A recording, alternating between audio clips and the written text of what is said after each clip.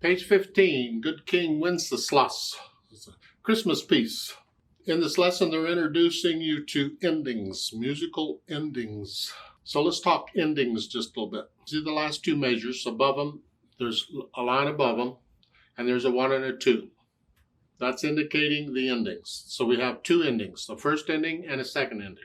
And you can have more. There can be any number of endings.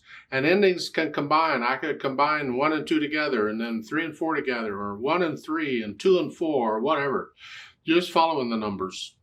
And you're only playing an ending. I can't talk. You're only playing an ending. I got there. I told you I would.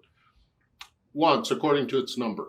Now, if it has more than one number, then you're going to play it again according to each number in it. But still, follow the numbers.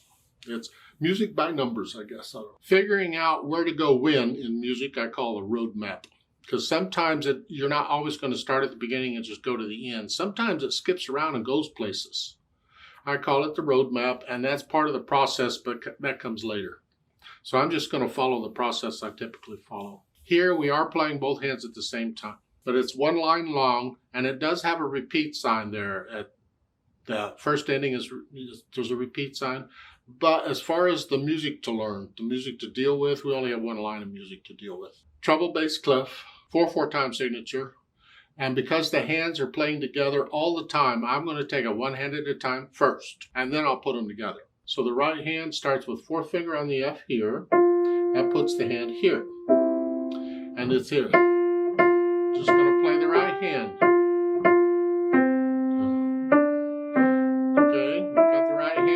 Okay, the whole thing, okay.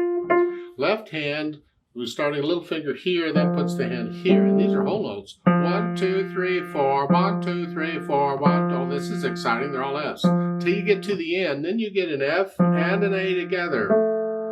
You're lowering the hand down is all. Sort of what you're doing with a single note there.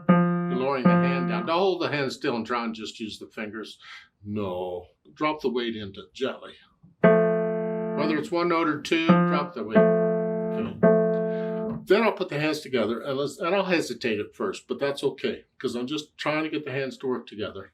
We're here and here, so we're still in middle C position, and have an F here. And then again, it's here, and then here. These two. And then in the last measure, it's an F and an A in the left hand.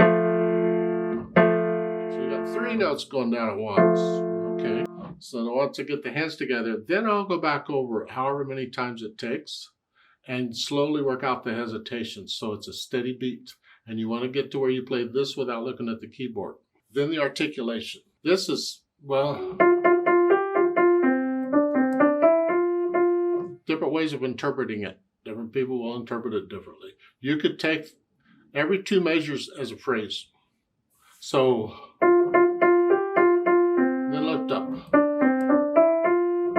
There. Or I could take 4 measures as a phrase. Just connect the whole thing together. There's different ways of interpreting it. How do you feel it? And that, however it is, that's how you're going to do it. Then the dynamics, it's loud. Okay, I want to challenge you here. Because I'm a mean teacher and I enjoy it. Okay, we're playing 2 hands, right? Because that's all we have right now. Can you play one hand heavier than the other? Because right now it's loud. Loud is just heavy.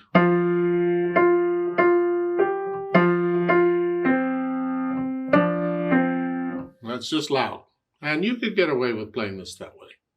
But I want you to start thinking about playing one hand heavier than the other, and we start developing, because this takes time to get.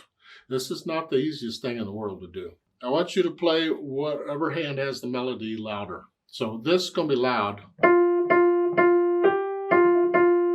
I want you to play this soft, light, some heavy, light. At the same time, you feel off. You think, oh, no, you want to stay up. But you just want to get used to using a lot of weight in one hand and light in the other. And it could be either hand. Right now, we're going to use the right hand because the idea is the dynamic shown applies to the melody. Wherever the melody is, it could be anywhere. It could be in either hand, who knows what. It could be going back and forth between the hands. The dynamic applies to the melody, and everything else is backup. Backup singers, backup players. So this is melody. This is backup. We want it in the background. We hear it, but in the background. So I'm heavy, light.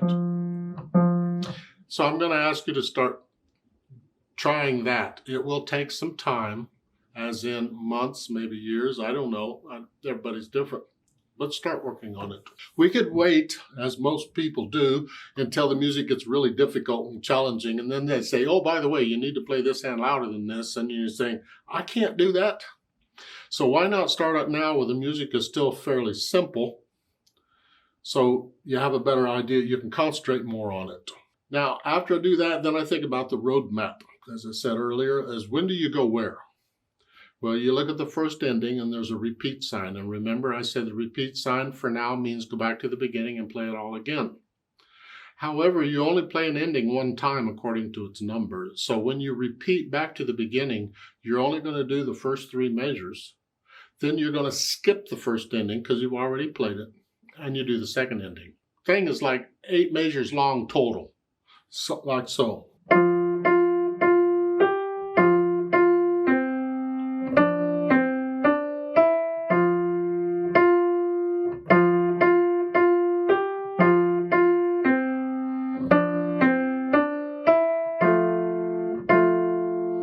Yeah, that would be the whole thing total. And that last measure, you're loud and soft, but together. If you can, do the best you can. I'll keep harking on you to do it, and over time you'll get better and better at it. It might be a little frustrating at first, but that's all right. Music can be frustrating, so we'll deal with it. Just keep working on it. Remember the natural accents?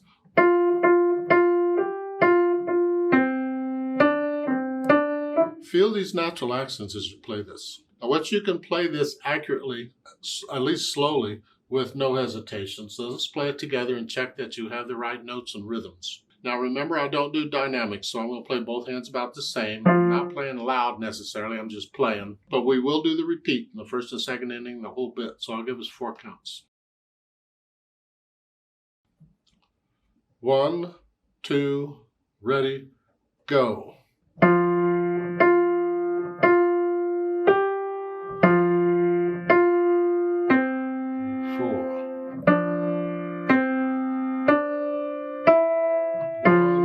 2, 3, 4. Repeat. 4.